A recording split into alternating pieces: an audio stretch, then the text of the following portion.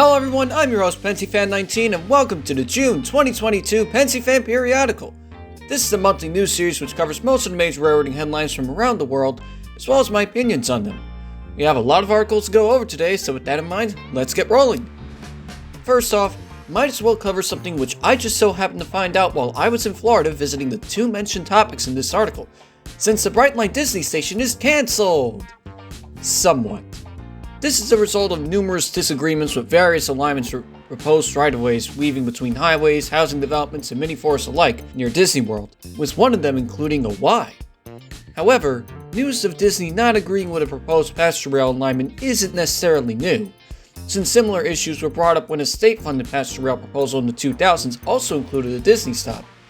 Now, most of these route disputes are caused by determining which route is the quickest, has the least environmental impact, and convenience for passengers, but all three of these factors are rarely utilized to their full potential depending on geography and costs.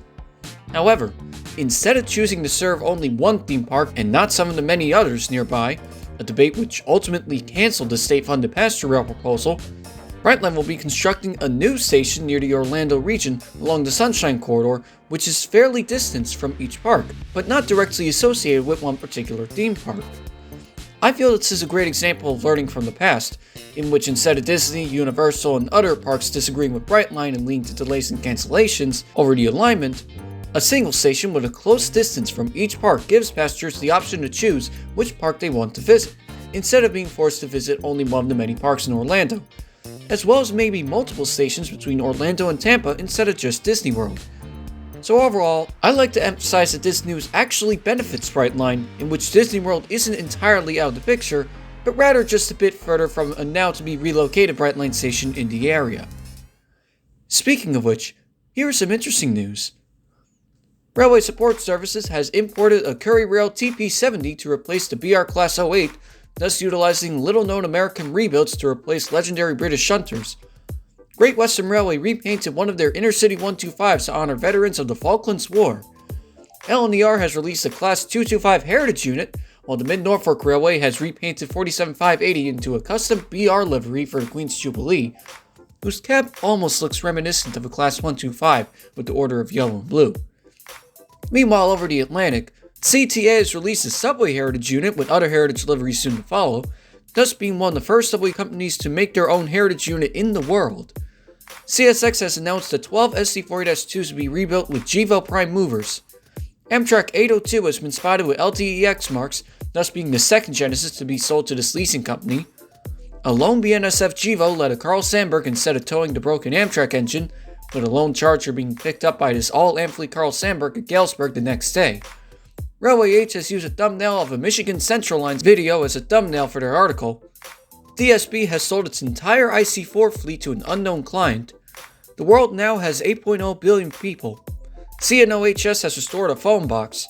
The San Luis and Rio Grande is up for auction. Metro claims that the CPKC merger would result in a 1,200% increase in delays for their Milwaukee lines. And Rolling Stock Solutions will be starting an F40PH leasing company for commuter rail services, thus being the first company for specifically commuter agencies to lease engines from.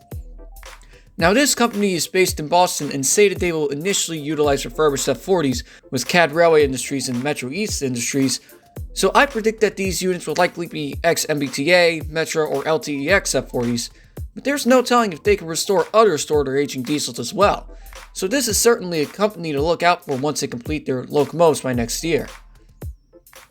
Now here's a follow-up news section for articles covering stories from previous episodes. CSX is now officially taking over Pan Am Railways as they started operations on June 1st and stored the Pan Am F units, while the CSX sale of the Messina line to CN a few states over is now officially cancelled. Linsinger has released their small hydrogen-powered milling machines, and Amtrak has appointed Roger Harris as their president, while Gardner is still the CEO. In other news, designs have been released for Washwood Heath Depot, while Woodley MRT Station was the featured Wikipedia article for June 21. Port Authority of Allegheny County has been renamed to Pittsburgh Regional Transit. An application for the North Coast Railroad to restore their line from Willits to Eureka, California has been rejected.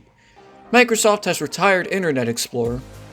ZSXK is to implement a slightly different livery on their EMUs. Akiem has acquired ex-MRCE locos. Wabtec is to rebuild Fortescue Metals Dash 9s into AC-44 C6Ms. CN has returned their Dash 8s to mainline service outside of the former DMIR. V&T Genoa has been moved to the Nevada State Railroad Museum, and the TGV Celeste has toured the Czech Republic to promote dedicated high-speed rail. And congratulations to the Taiwan Railway EMU 3000 for winning a prestigious design award, and to the Severn Valley Railway for winning the Top Tourism Award, and for having their own monopoly board. And happy 40th anniversary to Norfolk Southern. After all that, it is now time for this month's Meme of the Month. This month's Meme of the Month is Model Train Manufacturer Slander. And now, the top story of the June 2022 Pensyfan Periodical is Texas Central loses their executive board and gains eminent domain. This privately owned high-speed line has gone through a lot of turbulence throughout the month, with many first believing the project was indefinitely stalled, only for the railroad to gain eminent domain in court. The news behind this top story is a bit complicated, and I'll try my best to summarize it. But it all started on a LinkedIn post by the Texas Central CEO announcing his departure from the project, followed by news of the rest of the railroad's executive board resigning as well. This led many to believe that after all the renderings and studies, the high-speed railroad would only be remembered as a failed attempt of American HSR. But just a few days later, gloom would be replaced by hope, as the Texas State Supreme Court ruled that Texas Central had the right to use eminent domain to construct a high-speed line, thus winning a years-long battle against NIMBYs by ruling it as an interurban electric railway.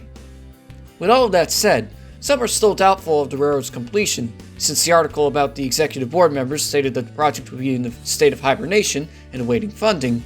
Some articles already state that the railroad is under new management, while other articles mentioning the use of eminent domain state that the groundbreaking date is still delayed.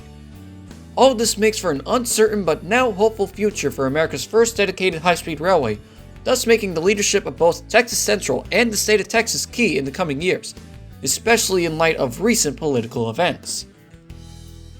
Thank you everyone for watching this month's episode of the Pensyfan Periodical. There have been a lot of rail news headlines for the month, and it will be very interesting to see what the future has in store for all of these articles. Thank you again for watching, and if you enjoyed this video, don't forget to like and subscribe for more. Have a good day.